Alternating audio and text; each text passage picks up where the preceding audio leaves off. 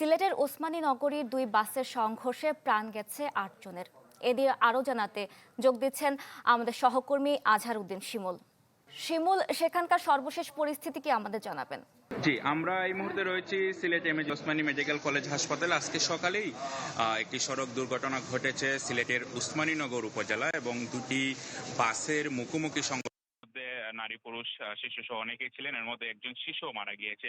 আমরা যতটুকু জেনেছি যে মূলত ঢাকা সিলেট মহাসড়কের মধ্যে যে উসমানীনগর এলাকা, সেখানেই এই ঘটনাটি ঘটেছে এবং ডিজাইন, এলিগেন্স, বিউটি, সেরা পণ্য সবার জন্য। জেভিকো।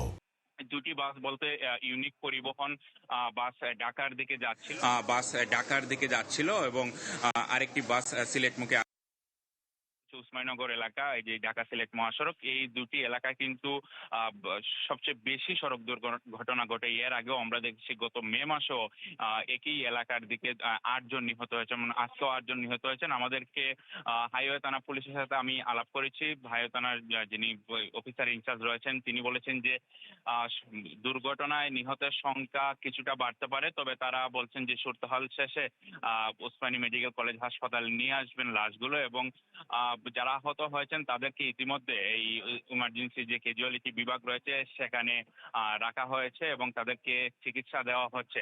এবং আমরা কথা বলেছি দুইজন আহত যিনি যারা গুরুতর আহত হননি, তারা বলছেন যে দুটি বাসই মূলত বেপরোয়াভাবে চলছিল এবং যেহেতু সকালের ঘটনা, এই জন্য দুটি বাস খুবই বেপরোয়াভাবে চলছিল এবং সকালে কিছু কিছু এলাকা বৃষ্টি হচ্ছিল। এই কারণে আসলে দুই বাসই মুখোমুখি সংঘর্ষে নিয়ন্ত্রণ হারিয়ে ফেলে এবং যারা নিহত হয়েছেন তাদের পরিবারের সদস্যদের আসলে খোঁজ করা হচ্ছে। আমাদেরকে উসমানীনগর থানা পুলিশের যিনি অফিসার ইনচার্জ রয়েছেন তার সাথে আমি কিছুক্ষণ আগে আলাপ করেছি। তিনি বলছেন যারা নিহত হয়েছেন তাদের আসলে পরিবারের খোঁজ খবর রাখা হচ্ছে এবং যারা স্বজনরা রয়েছেন তাদেরকে নিকটস্থ যে থানা রয়েছে উসমানীনগর থানা এবং শেরপুর যে হাইওয়ে থানা, সেই থানায় আসার জন্য তারা অনুরোধ জানিয়েছেন। এবং আমরা সকালে প্রশাসনের সাথে কথা বলেছি।